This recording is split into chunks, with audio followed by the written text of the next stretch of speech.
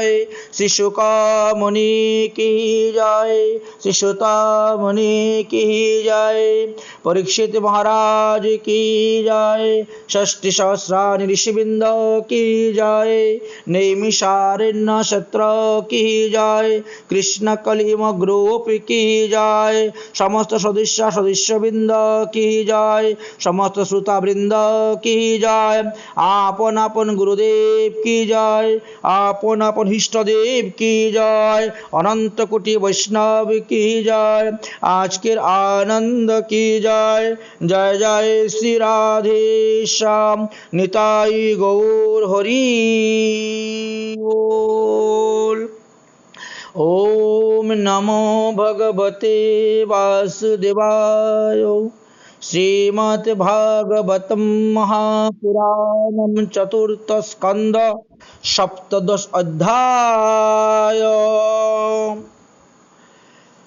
আমরা গতকালকে শ্রীমদ্ ভাগবত মহাপুরাণের চতুর্থ স্কন্দের সপ্তম অধ্যায়ের 7 নম্বর শ্লোক পর্যন্ত আস্বাদন করেছিলাম। এই অধ্যায়েতে বিদুর মহাশয় মৈত্রী ঋষিকে 7টি প্রশ্ন করেছিলেন, যা আমরা গতকালকে আস্বাদন করেছি। আজকে সেই 7টি প্রশ্নের উত্তর দিতে গিয়ে মৈত্রী ঋষি যাহা বলিয়াছিলেন তাহাই আমরা আজকে আস্বাদন করব। মৈত্রী উবাচ পৃথো প্রজানাং কর্ণং নিশম্য পরিবেদিতম দীর্ঘং যধো কুরুশ্রেষ্ঠ নিমিত্তং সু অন্ভপদ্যতে। মৈত্রী বললেন, হে কুরুশ্রেষ্ঠ বিদুর, প্রজারা ব্রাহ্মণগণ তারা যখন এসে বললেন পিতু মহারাজকে, আমরা খাদ্যের অভাবে প্রাণ হারাচ্ছি, আপনি আমাদেরকে খাদ্যের ব্যবস্থা করুন। পিতু মহারাজ বললেন, কি পৃথিবী কি তোমাদেরকে শস্য দিচ্ছে না? বৃক্ষগণ কি ফল দিচ্ছে না? বললেন, সব কিছু আগের পরিমাণে অনেক কমে গেছে। আমরা যে পরিমাণে পরিশ্রম করি সেই পরিমাণের খাদ্যশস্য আমরা পাচ্ছি না। তাই আমরা ক্ষুধায় বড় কাতর। আমাদের দেহ দেখুন শীর্ণ হয়ে গেছে। অতএব আপনারা আমাদের রক্ষক। আমরা এই ভয়ঙ্কর জঠরগ্নির জ্বালা আর সহ্য করতে পারছি না। তাই আপনি কৃপা করে আমাদেরকে রক্ষা করার ব্যবস্থা করুন। প্রজাদের এই করুণ ক্রন্দন শুনে মহারাজ পৃথু দীর্ঘক্ষণ চিন্তা করলেন বিষয়টা কি। কিছুক্ষণ ধ্যানস্থ হলেন, হয়ে এই পৃথিবীতে অন্নের অভাবের কারণটা তিনি বুঝতে পারলেন এবং পৃথিবী সমস্ত প্রকার অন্ন এবং ঔষধ প্রভৃতি বীজ নিজের পেটের ভিতরে গ্রাস করে রেখে দিচ্ছেন। এই জন্য প্রজারা কষ্ট পাচ্ছে। এই রকম বুদ্ধি স্থির করিয়া সিদ্ধান্ত করিয়া তিনি কি করলেন, হাতের মধ্যে ধনুষ গ্রহণ করলেন। পূর্বে যেমন মহাদেব ত্রিপুরা বিনাশের জন্য ভয়ঙ্কর ক্ষুদ্র মহাক্রুধরূপ ধারণ করেছিলেন, সেই রকম ক্রুধেতে তিনিও পৃথিবী দেবীকে বধ করার জন্য তীর ধনুষ হাতে নিলেন এবং পৃথিবীকে কম্পন করে করে তিনি ছুটছেন। হরিণ যেমন ব্যাধের ভয়ে প্রাণপণে ছুটে পলায়ন করে, ঠিক তেমনিভাবে পৃথিবী দেবী তখন গোমাতার রূপ ধারণ করিয়া তিনিও পলায়ন করিতে লাগিলেন। কিন্তু তিনি যেখানেই যাচ্ছেন সেখানেই দেখেন পৃথু মহারাজ অত্যন্ত ক্রুধিত হয়ে আরক্ত লোচনে ধনুকে স্বরযোজন করিয়া পৃথিবী দেবীর পশ্চাৎ পশ্চাৎ আসতেছেন, যার ফলে পৃথিবী দেবী দিক বিদিক এদিক ওদিক সর্বত্র ঘুরে বেড়াচ্ছেন, কিন্তু কোথায়ও প্রাণ রক্ষার মতন স্থান পাচ্ছেন না। মৃত্যু যেমন কাউকে ছাড়ে না, মৃত্যু থেকে যেমন কেউ পরিত্রাণ পায় না, সেই রূপে এই পৃথিবী দেবীও পিতু মহারাজের হাত থেকে রক্ষা পাচ্ছেন না। তখন তিনি বলতেছেন, হে মহারাজ আপনি শান্ত হন, হে মহাভাগ আপনি শান্ত হন, আমি আপনার চরণে শরণাগত। শরণাগতকে বধ করা কর্তব্য নয়, আপনি আমাকে রক্ষা করুন, আপনি আমাকে রক্ষা করুন, আপনি আমার বাক্য শ্রবণ করুন। আপনি সর্বপ্রাণীর রক্ষক, সুতরাং আমারও রক্ষক আপনি। আমি অত্যন্ত দীন এবং নিরপরাধ, আমি কোনো অপরাধ করি নাই, তবে আপনি কেন আমাকে বধ করতে চাইছেন? তাছাড়া আপনাকে তো ধর্মজ্ঞ বলে সকলেই মনে করেন। আপনি একজন ধর্মজ্ঞ হয়ে আমার মতন অবলা স্ত্রীকে আপনার বধ করা উচিত নয়। মহারাজ, স্ত্রীলোক যদি কোনো অপরাধ করে তাহলে সাধারণ মানুষও তাকে আঘাত করে না, তার অপরাধ ক্ষমা করে দেয়। তাহলে আপনার মতন দয়ালু দীনবৎসল ব্যক্তি কি করে আমাকে বধ করার জন্য প্রস্তুত হলেন? আমি আপনার শরণাপন্ন। আপনি যদি আমাকে বধ করেন তাহলে এই পৃথিবীর প্রাণীগণ কোথায় থাকবে? পিতু মহারাজ বলছেন, আমি আমার তপস্যা বলে, যুগ বলে সমস্ত প্রজাদেরকে আমার দেহের মধ্যে ধারণ করে রেখে দিব। হে পৃথিবী দেবী, তুমি আমার শাসন লঙ্ঘন করিতেছ। তুমি দেবতা রূপে যজ্ঞের ভাগ গ্রহণ করো, কিন্তু তার পরিবর্তে আমার প্রজাদেরকে উপযুক্ত সময়ে উপযুক্ত অন্ন দান করিতেছ না। এই জন্য আমি তোমাকে আজ বধ করিব। যে গাভী প্রতিদিন সবুজ ঘাস ভক্ষণ করে কিন্তু স্তন্য দুগ্ধ দান করে না, সেই দুষ্ট গাভীর প্রতি দণ্ডবিধানই অনুচিত। এই কথা বলা যায় না। তুমি যে অন্যায় করেছ তার উচিত দণ্ড আজ তোমাকে দিব। পুরাকালে সৃষ্টিকর্তা স্বয়ংভুব ব্রহ্মা যে সকল ঔষধাদি বীজ সৃষ্টি করেছিলেন সেই সবই তুমি তোমার নিজের দেহের মধ্যে রুদ্ধ করে রেখে দিয়েছ, আমাদেরকে অবজ্ঞা করছ, তুমি দিচ্ছ না। শাস্ত্রে একটা কথায় আছে, পুমানো যুষিদ্ধূতং ক্লিবং আত্ম সমাবনু অধম ভূতেষু নিরনক্রৌষু নিপাইনাং তদ বধূহ বধম। কাকে কাকে বধ করলে রাজার পাপ হয় না জানো? যে অধম জীব কেবলমাত্র নিজের স্বার্থ সাধনে মগ্ন, নিজের পুষ্টির একমাত্র যার লক্ষ্য, অন্য প্রাণীদের প্রতি যার বিন্দুমাত্র সহানুভূতি নাই, এই রকম জীব যদি পুরুষ হয় অথবা স্ত্রীলোক হয় অথবা কৃত্রিবলিঙ্গ হয়, তথাপিও তাহাকে রাজা বধ করতে পারে, ইহাতে রাজার কোনো পাপ লাগে না। তাই আমি তোমাকে এখন তিলে তিলে খণ্ড খণ্ড বিখণ্ড করে তোমাকে ফেলে দিব, আর যুগ অবিলম্বনে আমি সমস্ত প্রজাদেরকে ধারণ করে রাখব।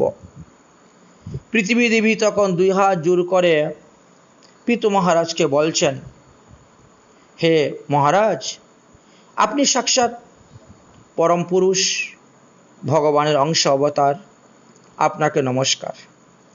আপনি মায়ার দ্বারা অনেক প্রকারের শরীর ধারণ করেন এবং গুণ রূপেও আপনি পৃথক হন।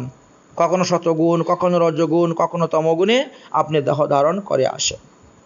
কিন্তু বাস্তবিক পক্ষে নিজের স্বরূপ অনুভূতির স্তরে আপনি অধিভূত, আধ্যায় এবং অধি দৈব সম্বন্ধীয়। আপনি সমস্ত জগতের বিধাতা অর্থাৎ সৃষ্টিকর্তা। আপনি ইচ্ছা করলে আমার মতন আরও অনেক পৃথিবী সৃষ্টি করতে পারবেন, এটা আমি জানি।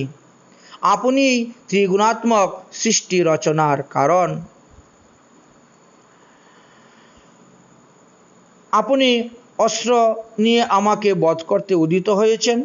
হে প্রভু, আমি তার আসল কারণটি বলতেছি।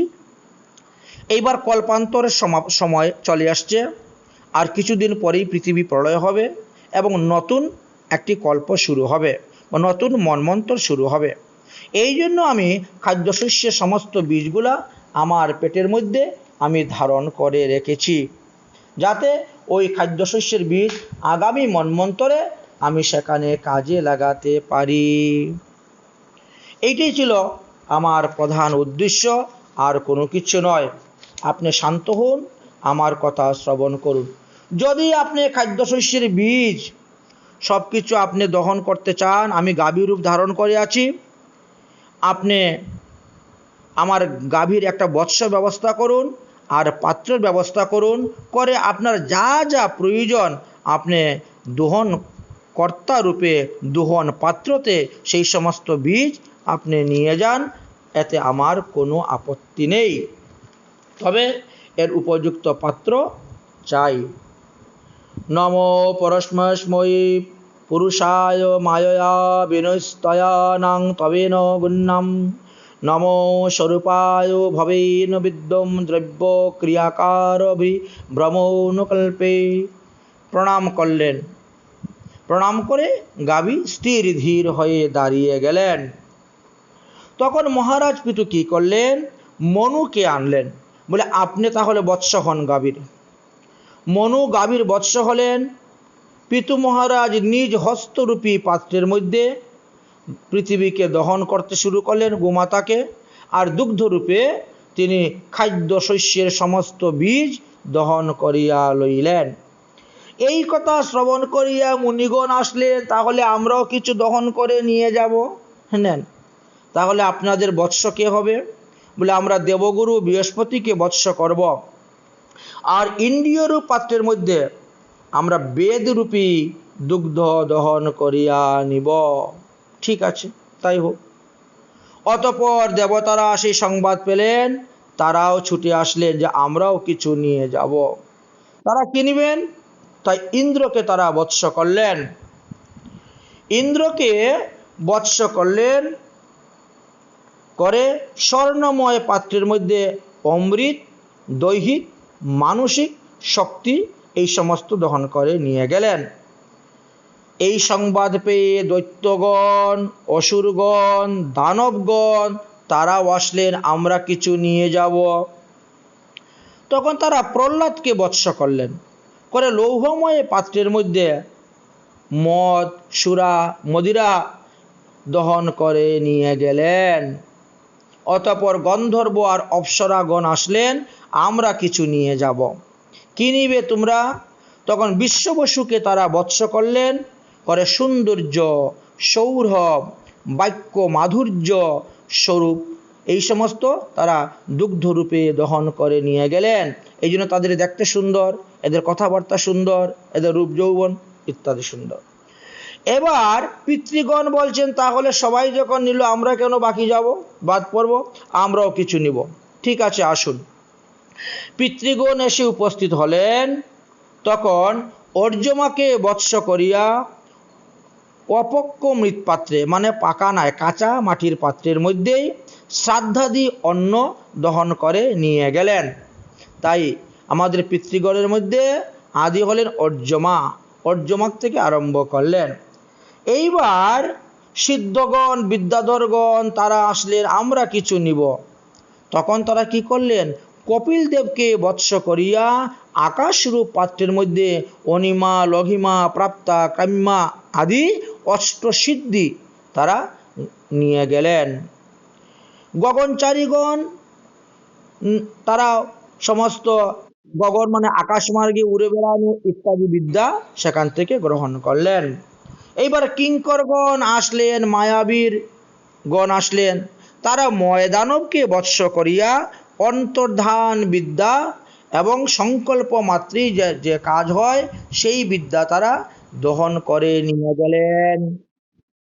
অতঃপর যক্ষ, রক্ষ, ভূত ও পিচাসগণ আসলেন, তারা রুদ্রদেবকে বৎস করিয়া খাপ্পর রূপ পাত্রের মধ্যে রক্ত দহন করিয়া লইয়া গেলেন। অতঃপর সর্প, বিচ্ছিক, দাসপুকাগণ তারাও আসলেন, তারা তক্ষককে বৎস করিয়া মুখময় পাত্রের মধ্যে বিষ দহন করিয়া নিয়া গেলেন। অতঃপর পশুগণ আসলেন, তারা বৃষকে বৎস করিয়া অরণ্যরূপ পাত্রের মধ্যে তৃণাদি দহন করিয়া নিয়ে গেলেন। তারপরে মাংসাশী জীবগণ আসলেন। তারা সিংহকে বৎস করিয়া নিজ নিজ দেহরূপ পাত্রের মধ্যে মাংস দহন করিয়া নিয়ে গেলেন। পক্ষীগণ আসলেন, তারা গরুরকে বৎস করিয়া কীট পতঙ্গ পাত্রে ফল দহন করিয়া নিয়ে গেলেন। বৃক্ষগণ আসলেন এবং বটবৃক্ষ মানে অশ্বত্থ বৃক্ষকে বৎস করিয়া বিভিন্ন প্রকার রস নিজ নিজ দেহরূপ পাত্রেতে দহন করিয়া নিয়ে গেলেন। পর্বতগণ আসলেন, হিমালয়কে বৎস করিয়া নিজ শিখর রূপ পাত্রের মধ্যে নানা প্রকার ধাতু দহন করিয়া নিয়ে গেলেন। এই প্রকারে প্রত্যেকে নিজ নিজ অভিষ্ট বস্তু নেওয়ার জন্য এসে উপস্থিত হলেন এবং পৃথিবী গাভী রূপে দাঁড়িয়ে আছেন, আর তারা উপযুক্ত বৎস উপযুক্ত পাত্রের মধ্যে সেই সেই বস্তু দহন করে নিয়ে যেতে শুরু করলেন। পিতু মহারাজ তখন অত্যন্ত সন্তুষ্ট হলেন এবং পৃথিবীকে বললেন, তাহলে তুমি আজকে থেকে আমার কন্যা, তুমি আজ হইতে আমার পুত্রী, তোমার নাম আগে ছিল বসুন্ধরা, আজকে থেকে তোমার নাম হলো পৃথিবী দেবী। এইভাবে পৃথিবী দেবীর নাম হয়েছিল। অতঃপর রাজাধিরাজ পিথু ধনুকের মধ্যে বাণ যোজনা করলেন এবং সমস্ত উঁচু উঁচু পর্বতের শৃঙ্গগুলিকে চূর্ণ বিচূর্ণ করে ভূখণ্ড প্রায় সমতল করার আরম্ভ করলেন। ভূখণ্ডকে সমতল না করলে খাদ্যশস্য কেমন করে উৎপন্ন হবে? তারপরে তিনি বিভিন্ন স্থানে গ্রাম, নগর, শহর, পুর, পুষ্করিণী আদি অনেক কিছু তিনি রচনা করলেন। তথায় প্রজাগণের নিবাসের ব্যবস্থা করে দিলেন। ইহার পরে মহারাজ পিতু ব্রহ্মবৈবর্ত সরস্বতী নদীর তীর থেকে আরম্ভ করলেন যে 100টা অশ্বমেধ যজ্ঞ তিনি করিবেন। সেই সংকল্প নিয়ে তিনি ব্রতী হলেন। এইভাবে তিনার যজ্ঞ চলতেছে। এই যজ্ঞে অশ্ব বন্ধনহীন অবস্থায় ছেড়ে দেওয়া হবে। অশ্ব সর্বত্র ভ্রমণ করিয়া তিনি আসবেন, তারপরে সেই অশ্বকে যজ্ঞে আহুতি দেওয়া হবে। আর যদি অশ্ব কোথাও বাধা পড়ে, তাহলে সেখানে গিয়ে ছলে বলে কলে কৌশলে যেভাবেই হোক অশ্বকে মুক্ত করে এনে যজ্ঞে পশুরূপে তাকে আনতে হবে। এইবার পিতু মহারাজ যজ্ঞের অশ্বকে ছেড়ে দিয়েছেন। যজ্ঞের অশ্ব ঘুরে বেড়াচ্ছে। এই অশ্বের ঘুরে বেড়াচ্ছে এবং আবার ফিরে আসতেছে। ক্রম অনুসারে তিনি 99টি যজ্ঞ সম্পূর্ণ করে দিলেন। 99টি যজ্ঞ সম্পূর্ণ করলেন। একটা যজ্ঞ বাকি আছে। তখন দেবরাজ ইন্দ্র এসে উৎপাত করেছিলেন। এখানে একজন মহাত্মা বললেন, এই যে অশ্বর কথা বলা হয়েছে, তাহা আমাদের মনের বাসনারূপী অশ্ব। আমাদের মনের বাসনাকে এখানে অশ্ব বলেছেন। এই বাসনা যদি কোনো বিষয়ের মধ্যে বন্ধন না হয়, তবে সে পরমাত্মাতে লীন হইতে পারে। আর যদি বাসনাটি কোনো প্রকার বিষয়ের মধ্যে বন্ধন হয়ে যায়, তাহলে বিবেকের সাহায্য নিয়ে তাকে বিষয় থেকে উদ্ধার করে বাসনারূপী অশ্বকে মুক্ত করে ভগবানের চরণে লাগাতে হয়। তাই ঠিক তেমনিভাবে এখানে কোনো বাধাযুক্ত হয় নাই। তাহলে 99টি যজ্ঞ তিনার পূর্ণ হয়ে গেল। একটি যজ্ঞ এখন বাকি আছে। দেবরাজ ইন্দ্র আর সহ্য করতে পারলেন না। যদি 100টা যজ্ঞ পূর্ণ হয়ে যায় আর পিতু মহারাজ যদি ভগবানের কাছে বর চায় যে আমি ইন্দ্রাসন চাই, তাহলে আমার অবস্থা কি হবে? আমি বা কোথায় যাব? তখন ইন্দ্র সেই ঈর্ষাবশত যজ্ঞের বিঘ্ন করার জন্য তিনি ছদ্মবেশ ধারণ করলেন এবং ছদ্মবেশ ধারণ করে এই ঘোড়াকে চুরি করার জন্য তিনি ব্যবস্থা করলেন। ছদ্মবেশ বলতে দেহের মাথার মধ্যে জটা, শরীরের মধ্যে ভস্ম ছাই মেখেছেন, কালা কাপড় পরেছেন, হাতের মধ্যে একটি লাঠি বা ত্রিশূল নিয়েছেন। এইভাবে ছদ্মবেশ ধারণ করে তিনি যজ্ঞের অশ্বকে হরণ করিলেন। এমন সময়ে অত্রিমুনি দেখতে পেলেন। অত্রিমুনি দেখতে পেয়ে পিতু মহারাজকে বললেন যে, হে মহারাজ, তাড়াতাড়ি আসুন, তাড়াতাড়ি আসুন, দেখেন আকাশ মার্গে দিয়ে দেবরাজ ইন্দ্র আপনার অশ্ব, আপনার যজ্ঞের অশ্বকে চুরি করে পলায়ন করিতেছে। তাহাকে জয় করিয়া আপনি অশ্ব লইয়া আসুন। পিথু ইন্দ্রকে জটা ভস্ম ধারণ করে দেখে মনে করলেন যে ইনি কোনো মহাত্মা। আরে না না, এ চুর হতে পারে না, ইনি তো মহাত্মা। মহাত্মা বলে তিনাকে ছেড়ে দিলেন। কিন্তু অত্রিমুনি বললেন, মহাত্মা নয়, সে ধর্মাত্মা নয়, সে ইন্দ্র নকল বেশ ধারণ করে এসেছে তোমার অশ্বকে চুরি করার জন্য। পিতু মহারাজ তখন ইন্দ্রকে বধ করার জন্য অস্ত্র ধারণ করলেন। অত্রিমুনি বললেন, আপনি ইন্দ্রকে বধ করতে পারবেন না, কারণ আপনি যজ্ঞেতে দীক্ষিত হয়েছেন।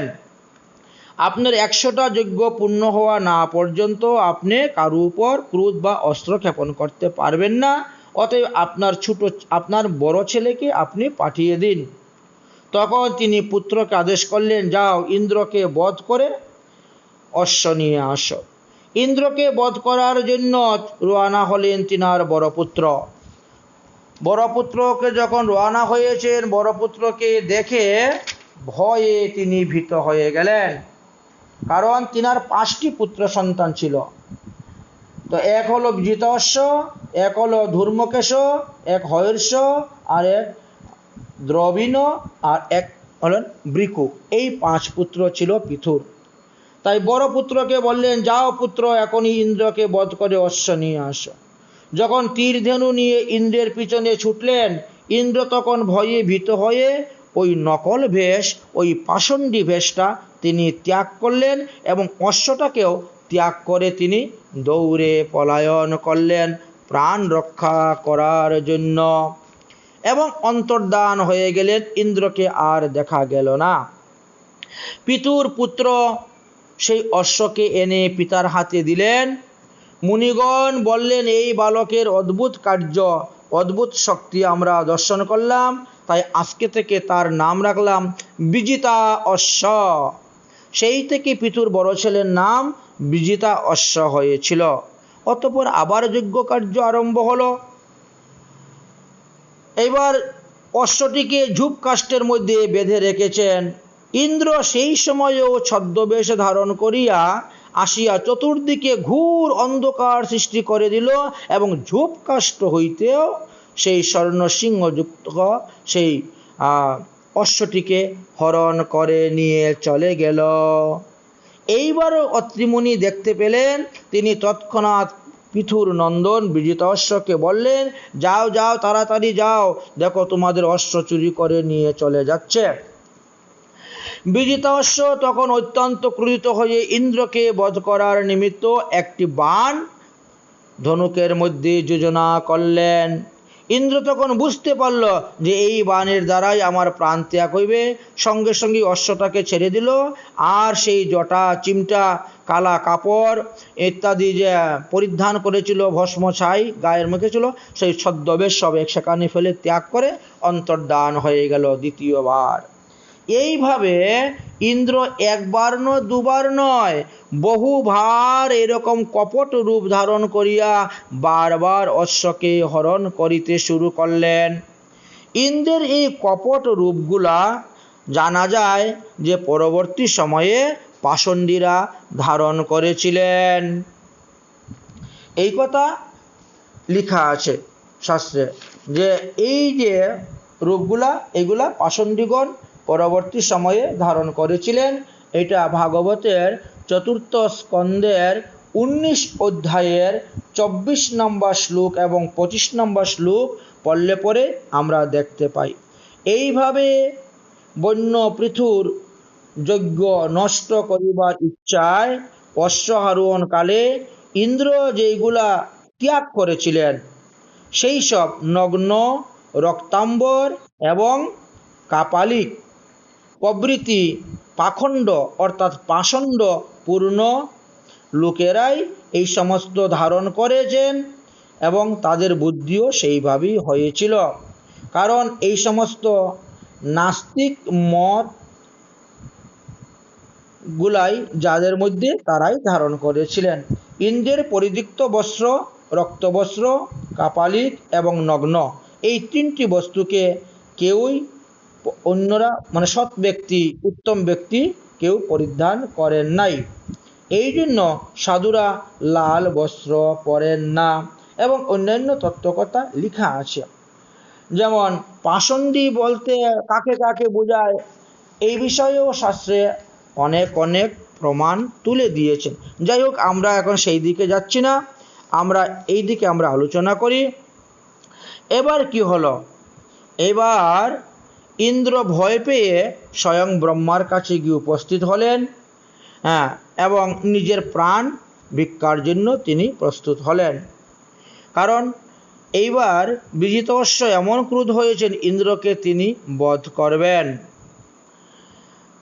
কিন্তু শাস্ত্রর বিধান অনুসারে তখন অত্রিমুনি বললেন যে দেখো, এই যজ্ঞতে যজ্ঞের পশু ব্যতীত অন্য কোনো প্রাণীকে বধ করা উচিত হবে না। আচ্ছা, আমরা আহ্বান মন্ত্রের দ্বারা ইন্দ্রের নাম উচ্চারণ করে অগ্নিতে আহুতি দিয়ে দিব, তাহাতে ইন্দ্র অগ্নিতে পুড়ে মারা যাবে আর তোমাদের কোনো পাপ হবে না। এই প্রকারে ঋষিগণ যখন স্থির করলেন তখন তিনি শান্ত হলেন। ঋষিগণ ক্রুদ্ধ বরে শ্রক হাতে নিলেন, অর্থাৎ যজ্ঞ করার সময় যে একটা লম্বা কাঠের ডান্ডা থাকে, মধ্যেখানে একটা গোল চিহ্ন থাকে, খদির কাঠের তৈরি হয়, সেটা ঘৃতপূর্ণ করে নিলেন এবং ইন্দ্রকে সম্বোধন করে মন্ত্র উচ্চারণ করে অগ্নিতে স্বাহা দিতে উদিত হলেন। এমন সময় সেখানে ব্রহ্মা আসিয়া উপস্থিত হলে বললেন, বন্ধ করো এই যজ্ঞ। সমস্ত দেবগণ যাহার অঙ্গস্থানীয় সেই ইন্দ্রকে বধ করা তোমাদের উচিত হবে না, কারণ সমস্ত দেবতাদের মধ্যে শ্রেষ্ঠ হলেন ইন্দ্র। তাছাড়া তোমাদের ৯৯টি যজ্ঞ তো সম্পূর্ণ হয়েই গেছে। হে রাজন, যদিও আপনার ১০০টি যজ্ঞের সংকল্প ছিল, একটি যজ্ঞ কম আছে, তাহার দ্বারা কোনো ক্ষতি হইবে না। পরমেশ্বর ভগবান যদি সন্তুষ্ট হন, তাহলে তোমার ৯৯টি যজ্ঞের দ্বারাই ১০০টা যজ্ঞের ফল তিনি দান করিবেন। তুমি আমার আশীর্বাদ গ্রহণ করো, আমার বাক্য শ্রবণ করো। আমি তোমাকে একটি যজ্ঞ পূর্ণ না হলেও আমি তোমাকে মোক্ষ প্রাপ্তির বর দান করিতেছি। হে রাজন, ইন্দ্র আমারই আত্মতুল্য, তোমরা উভয়ই ভগবানের অংশ। ইন্দ্র যেমন ভগবানের অংশ, তুমিও ভগবানের অংশ। অথচ ইন্দ্র মায়াবিদ্যায় পারদর্শী, ছলনায় পারদর্শী, ছদ্মবেশ ধারণে পারদর্শী এবং অধার্মিকতা পাষণ্ড আচরণও সে করতে পারে, তাহা আমি বিশেষভাবে অবগত আছি। এখন ভবিষ্যতের এইরূপ কার্য আর কোনোদিন দেবরাজ ইন্দ্র করিবে না। এই জন্য আমি তার ছল কপটতা বিনাশ করে দিব। আমি তার ছদ্মবেশ ধারণ করা আদি বিনাশ করে দিব। তবুও তুমি তাকে প্রাণে বধ করিও না, কারণ তুমি তো ধর্ম রক্ষার জন্য পৃথিবীতে অবতীর্ণ হয়েছ। তুমি ভগবানের অংশ অবতার, তুমি ধর্ম রক্ষা করার জন্য পৃথিবীতে এসেছ। অতএব ইন্দ্রকে সঙ্গে সন্ধি স্থাপন করো, এতে তোমার লাভ হবে। কি সন্ধি স্থাপন করব? যে ইন্দ্রের অপরাধ ক্ষমার বিনিময়ে ইন্দ্রের নিকট থেকে অন্তর্ধান বিদ্যাটা শিখে নিয়ে নেও। ইন্দ্র যে হঠাৎ করে অদর্শন হয়ে যায়, তাকে দেখতে পাওয়া যায় না, এই অন্তর্ধান বিদ্যাটা ইন্দ্রের কাছ থেকে তুমি শিখে নেও আর তার ঘোড়া চুরির অপরাধটা ক্ষমা করে দাও। এই হলো সন্ধি। মৈত্রী বললেন, হে বিদুর, গর্হিত কর্মের জন্য ইন্দ্র তখন অত্যন্ত লজ্জিত, মাথা নত করে ভগবান বিষ্ণুর নিকটে উপস্থিত হলেন এবং বিষ্ণু ইন্দ্রকে সঙ্গে করে নিয়ে তখন পৃথু রাজার যজ্ঞশালাতে এসে উপস্থিত হলেন। ভগবান বিষ্ণু উপস্থিত হয়ে বললেন, হে রাজন, আপনার যজ্ঞের বিঘ্নকারী ইন্দ্র এখন আপনার নিকটে ক্ষমা মাগার জন্য আসিয়াছে, অতএব তাহাকে ক্ষমা করুন। ইন্দ্র তখন অবনত মস্তকে পৃথু রাজার পদতলে পড়লেন, চরণ ধরে ক্ষমা চাইলেন। পৃথু প্রণয় সহকারে তাহাকে আলিঙ্গন করলেন এবং সম্পূর্ণরূপে বিদ্বেষ পরিত্যাগ করলেন এবং তার নিকট থেকে অন্তর্ধান বিদ্যাটি গ্রহণ করিলেন। পৃথু রাজা নানাবিধ উপহার দিলেন। যজ্ঞর যে সমস্ত দ্রব্য, সেই সমস্ত দ্রব্য সমস্ত দেবগণকে পৃথক পৃথকভাবে দান করলেন। ভগবান শ্রীহরির চরণ যুগল কমলে ধৌত করলেন, পূজা করলেন, স্তুতি করলেন এবং যজ্ঞের ভাগ দান করলেন। ভগবান বললেন, আমি যজ্ঞ পুরুষ। আমি যজ্ঞ এবং তপস্যার দ্বারা যতটা প্রসন্ন হই না, তার থেকেও বেশি প্রসন্ন হই দ্বেষহীন সমদর্শী প্রাণীর প্রতি। তুমি যে এই দ্বেষ ত্যাগ করে দিয়েছ, করে তাকে গলায় লাগিয়েছ, তাকে আলিঙ্গন করেছ, সমদর্শী হয়েছ, তাই আমি অত্যন্ত প্রসন্ন হয়েছি। আমি আপনার গুণে, শীলে, স্তূপে অত্যন্ত প্রসন্ন হইয়াছি। অতএব হে পিতু রাজা, তুমি মন অবশিষ্ট বর আমার কাছে চাও। তখন পিতু ভগবানের চরণে পড়িয়া দুই হাত জোর করে বললেন, ন কাময়ে নাত পদপদ্যম কশ্চিৎ ন যতের যুগ্মশ্চরণাম্ভুজ শব মহাত্মান্ধৃদয়ামে মুখশ্চিত্ত বিদ্যস্যে কর্ণায় যুক্ত মেষমে বরহ। হে নাথ, হে ভবদীয়, হে নাথ, ভবদীয় পাদপদ্মে গুণকীর্তনকারী কথামৃত ভিন্ন আমার মুক্তিতে আসক্তি নেই। সুতরাং এই বর আমাকে প্রদান করুন, যাহাতে 10,000 কর্ণের দ্বারা আপনার লীলা কথা আমি শ্রবণ করিতে পারি। বড় সুন্দর, উত্তম। যজ্ঞশালাতে ভগবানকে কি বললেন? হে ভগবান, আমি সাধু মুখে যেন হরিকথা শ্রবণ করিতে পারি, আমি যেন সাধু সঙ্গ করতে পারি, সাধুর মুখ থেকে যেন লীলা কথা শ্রবণ করতে পারি, এই জন্য আপনি আমাকে 10,000 কর্ণ, শ্রবণাঙ্গ, কর্ণ মানে কর্ণকুহর, কান দান করুন, যাতে আমি সর্বদা সাধুমুখে হরিকথা শ্রবণ করতে পারি। এই জন্য তিনি ভগবানের কাছে 10,000 কান চাইলেন, কিন্তু তিনি মুক্তি চাইলেন না, তিনি অন্য কোনো কিছু চাইলেন না, শুধু চাইলেন সাধু সঙ্গ।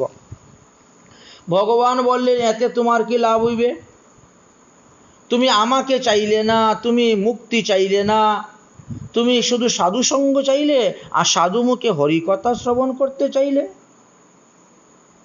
বললেন যে সাধু সঙ্গ করলে, সাধু মুখে হরিকথা শ্রবণ করলে আপনাকে তো অনায়াসেই পাবো, মুক্তি তো আমার করতলগত হয়ে যাবে, তো আমি আপনার কাছে মুক্তি চাইবই বা কেন?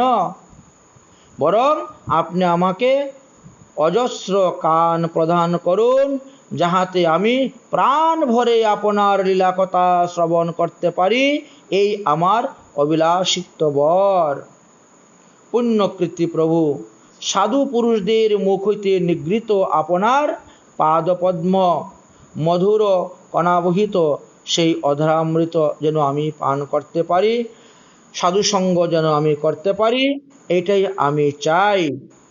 সাধু সঙ্গে আপনার মঙ্গলময় কীর্তিকথা দৈববশে একবার যদি কেউ শ্রবণ করে, তাহলে তিনি গুণগ্রাহী হন এবং নিতান্ত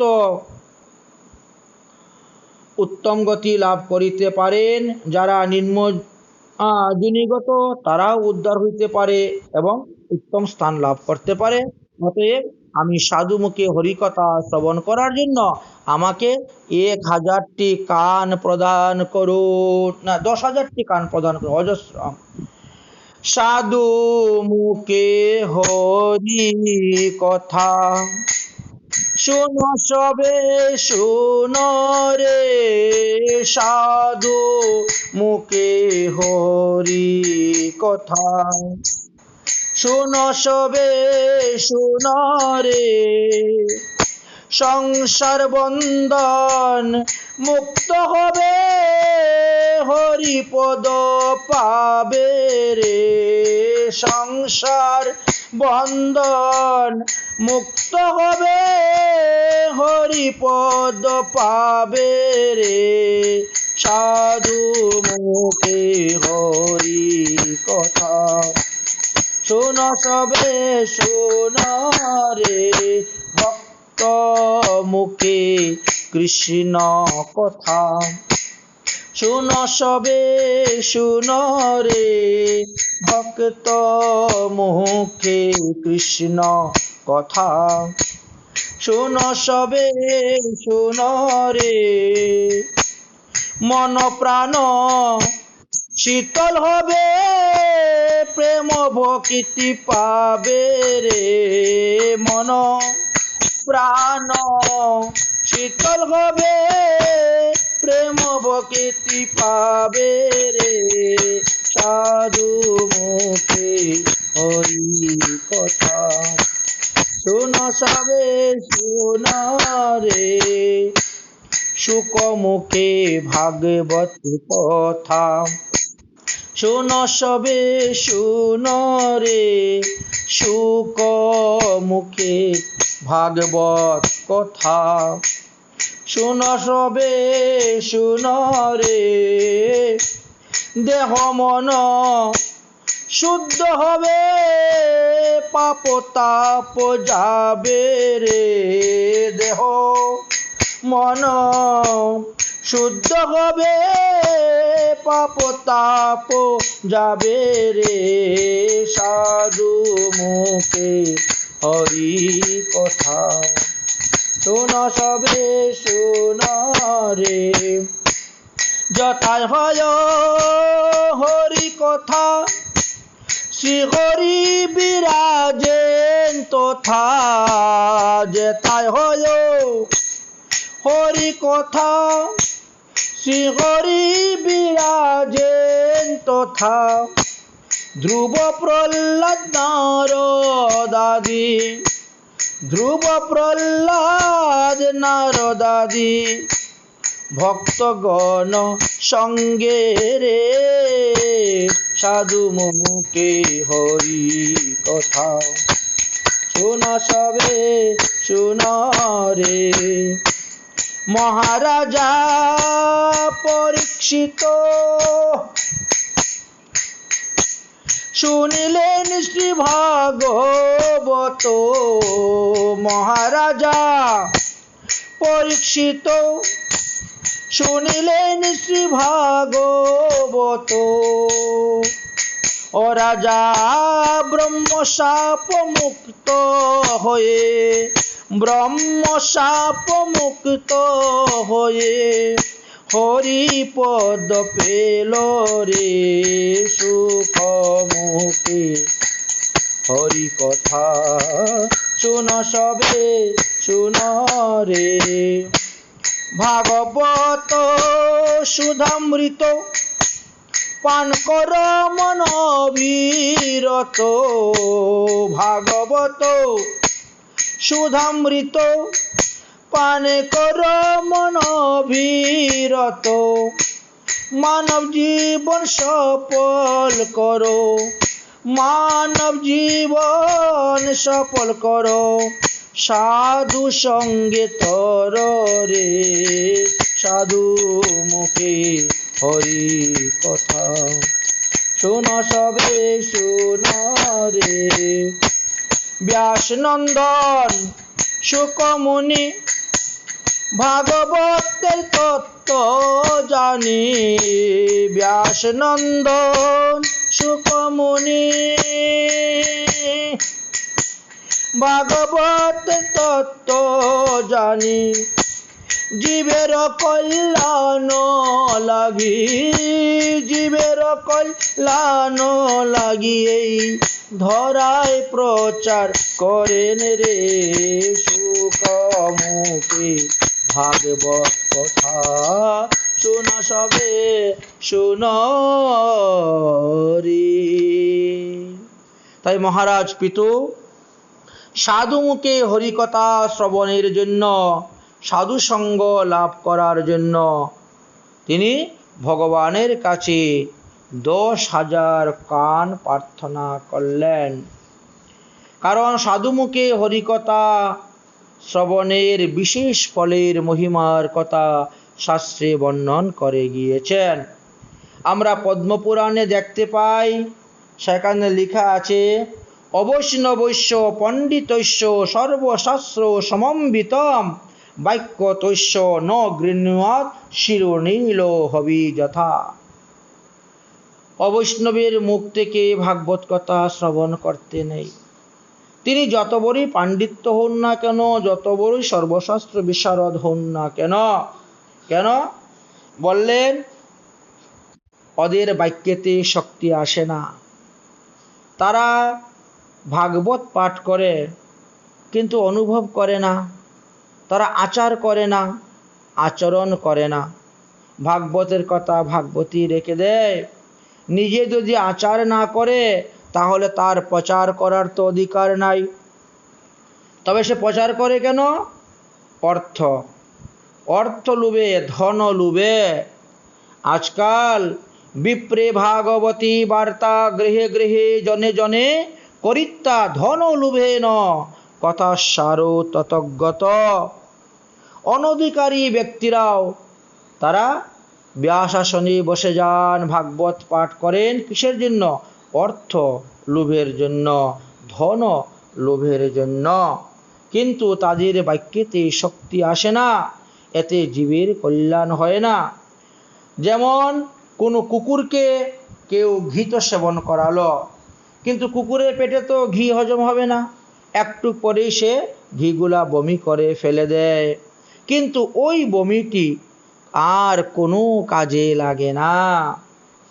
তো ঠিক তেমনিভাবে কিছু কিছু লোক আছে ভাতের জন্য, ধনের জন্য, অর্থের জন্য ভাগবত পাঠ করে বেড়ান, কিন্তু তারা ভাগবত পরেও ভাগবত ধর্ম যাজন করে না, পালন করে না। তাই বললেন অবৈষ্ণবৈশ্য মুখোদ্গৃহ্ণ পাবনম ভাগবতম যশ। সে যদি সদাচারী বৈষ্ণব না হয়, সে যদি ভাগবত পাঠ করে, বলছেন তার মুখের ভাগবত পাঠ শ্রবণ করে কেউ উদ্ধার হবে না। ন শ্রুতব্য বৈষ্ণবানাং সর্প উচিষ্ট যথাপয়। হে বৈষ্ণবগণ, তোমরা অবৈষ্ণবীর মুখর থেকে ভাগবত শুনতে যেও না। কারণ তারা তো ভক্তিটাকে লুকিয়ে রেখে জ্ঞানের ব্যাখ্যা করবে, কর্মের ব্যাখ্যা করবে, আসল তত্ত্ব কথা বলবে না। সর্প উচিষ্ট দুগ্ধকে যেমন আমরা পরিত্যাগ করি, ঠিক তেমনিভাবে ওই আসরকে দণ্ডবত প্রণাম দিয়ে চলে আসতে হবে। অবৈষ্ণবৈশ্য মুখাত গৃহ্ণ প্রথম হরি কথামৃতম শ্রবণম নৈব কর্তব্য সর্প উচিষ্ট যথাপয়।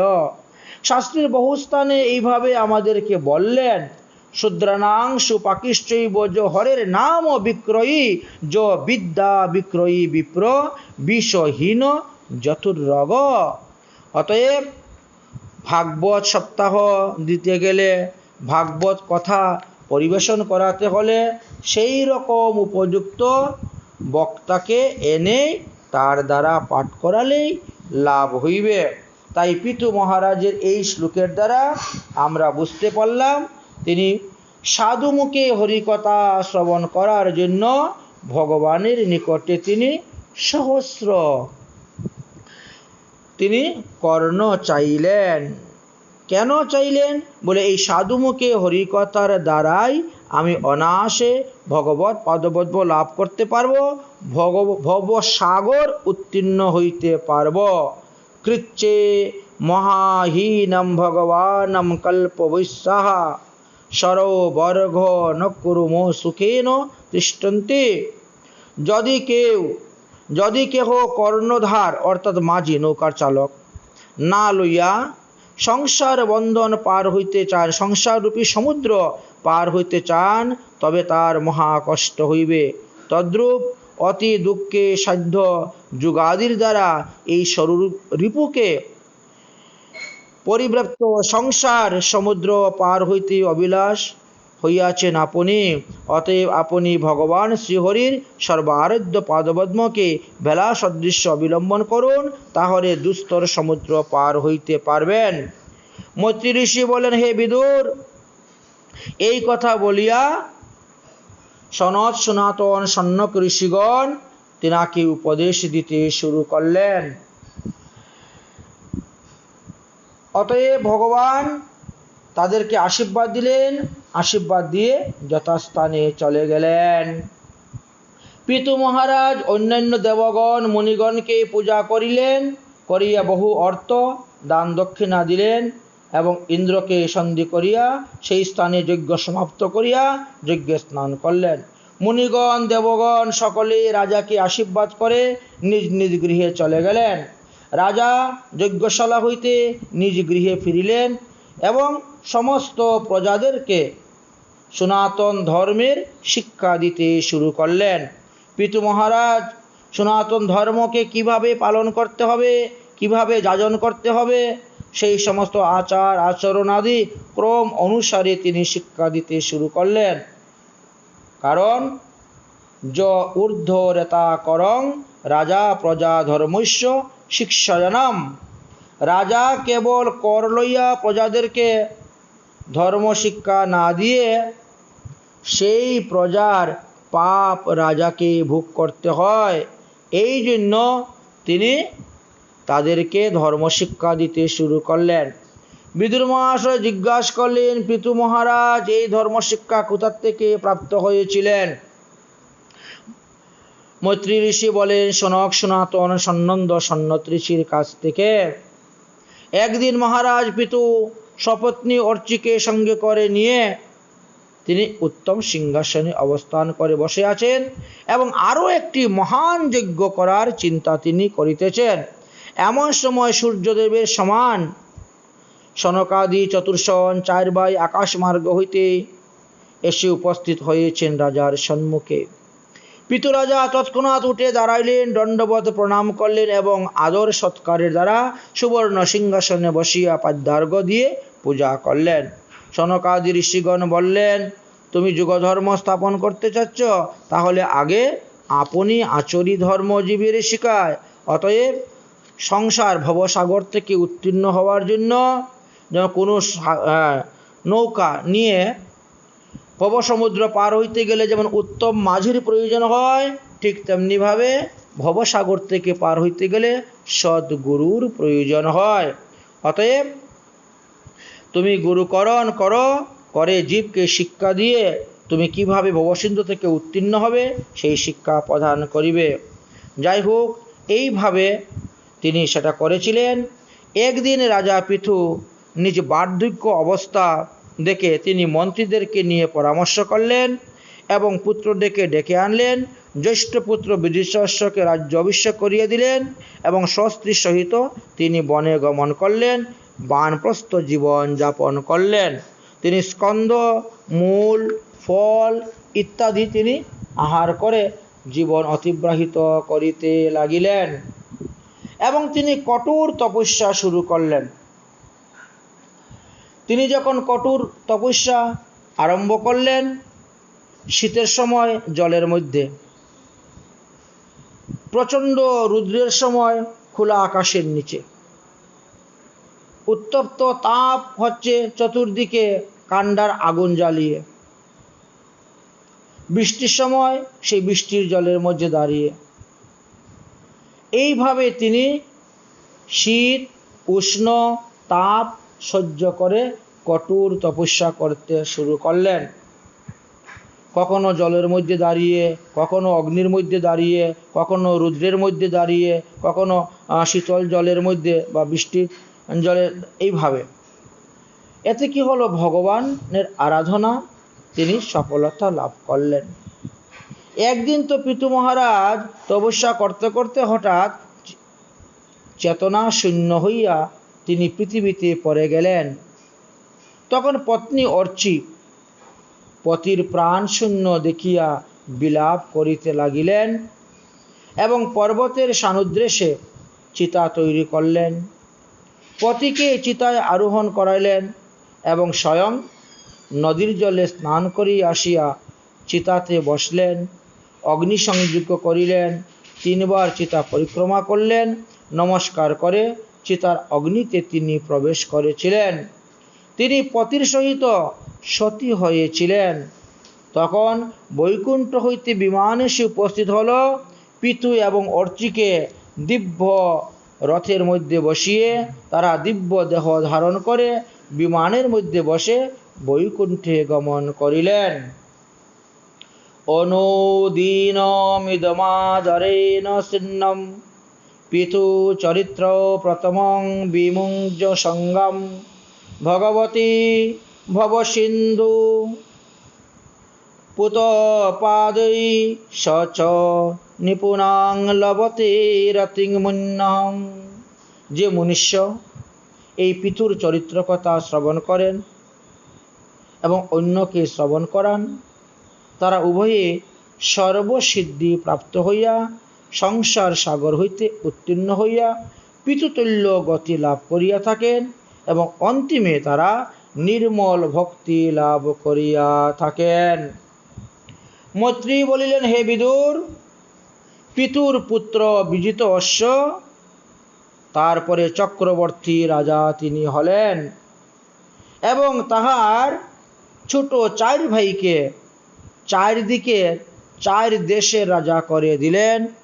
রাজ্যকে খণ্ডন করে দিলেন, বিভক্ত করে পৃথক করে করে এইভাবে সব ভাইদেরকে রাজ্য সুখ ভোগের অধিকার দিলেন।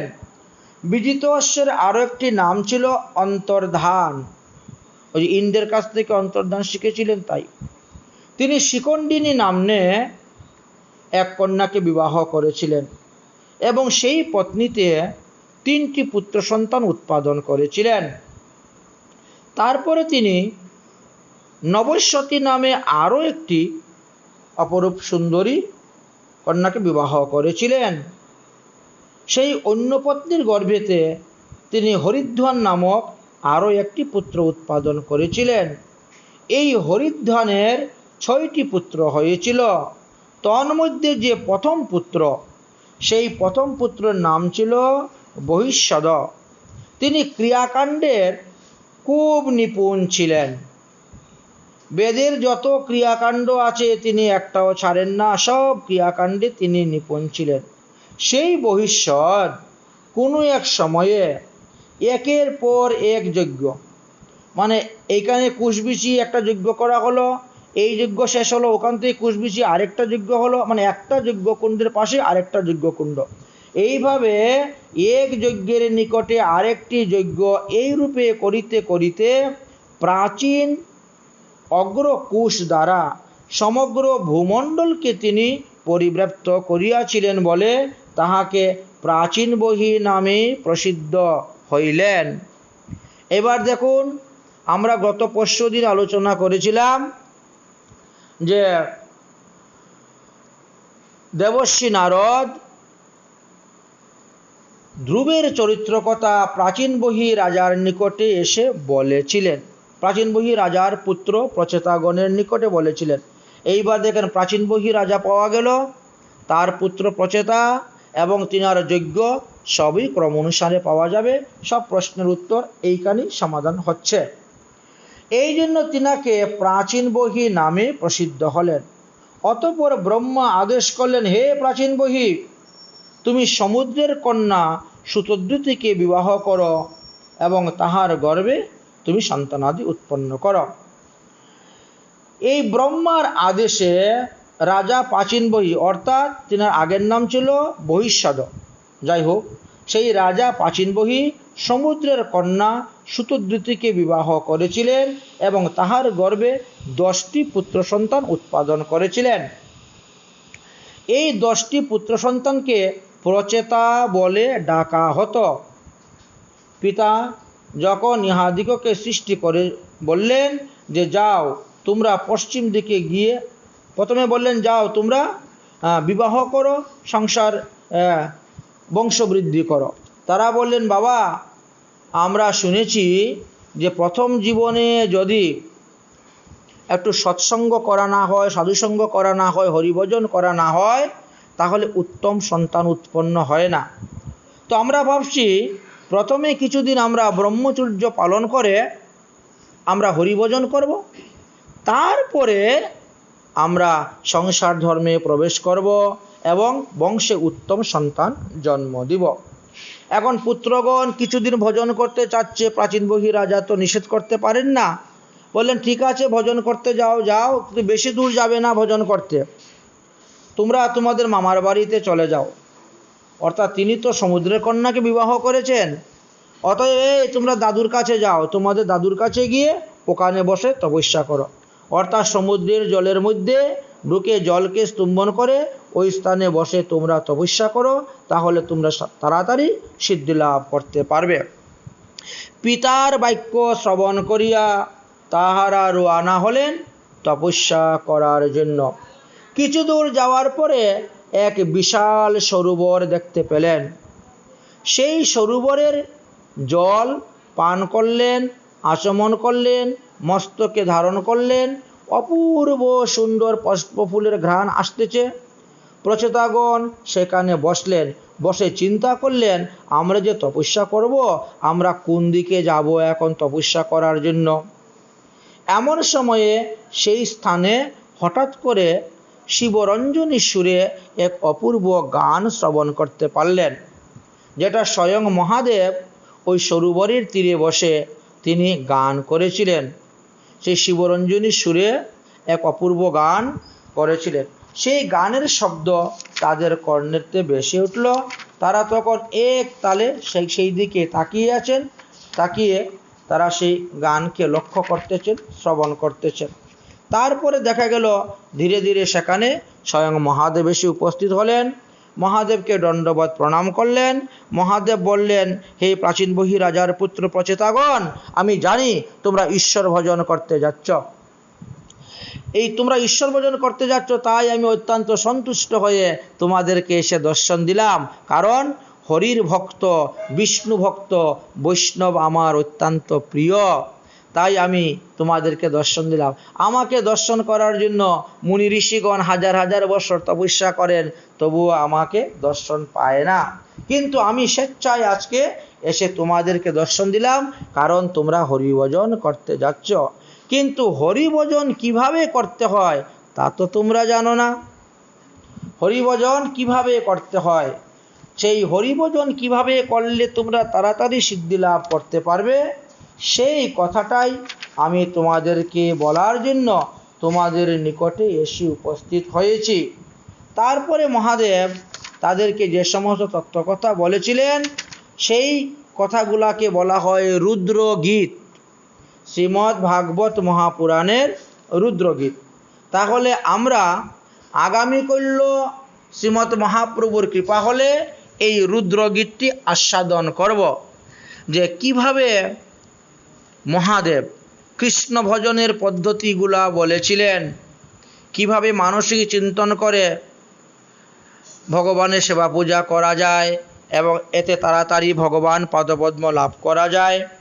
এই রুদ্রগীতের বিষয়বস্তু কি, আমরা এটা আস্বাদন করব। ভাগবতের মধ্যে এই রুদ্রগীত একটি খুব অন্যতম গীত। কিন্তু মহাদেব বলেন নাই যে তোমরা আমার পূজা করো, তারা তো হরিভজন করতে গিয়েছেন, ঈশ্বরের আরাধনা করতে গিয়েছেন। মহাদেব বলেন নাই যে তোমরা আমার পূজা করো। মহাদেব বলছেন, তোমরা হরিভজন করতে আসছো, হরিভজন করবে, আমি তোমাদেরকে শিখিয়ে দিব কিভাবে হরিভজন করতে হয়। আমি তোমাদেরকে সেই শ্রীহরির বীজ গায়ত্রী আদি দিয়ে বুঝিয়ে দিব কিভাবে হরিভজন করলে তাড়াতাড়ি ভগবত পাদপদ্ম লাভ করা যায়। তাহলে এই রুদ্রগীতটা আমরা আগামীকাল আস্বাদন করব। আজকের মতন হরিকথা আমাদের এখানেই বিশ্রাম। যদক্ষরম পদবষ্টম মাত্র হীনশ্চ যদ্ভবেৎ তৎসর্বকমতম দেবং প্রসিদ্ধম পরমেশ্বরম। ওম সর্বে ভবন্তু সুখিনা, সর্বে সন্তু নিরাময়া, সর্বে ভদ্রাণি পশ্যন্তি, মা কশ্চিৎ দুঃখভাগ্ ভবেৎ। ओम शांति ओम शांति ओम शांति। हरे कृष्ण कृष्ण कृष्ण हरे हरे, हरे राम राम राम हरे हरे। बोलो श्रीमद् भागवत महापुराण की जय। जय जय श्री राधेश्याम निताई गौर हरि हरि।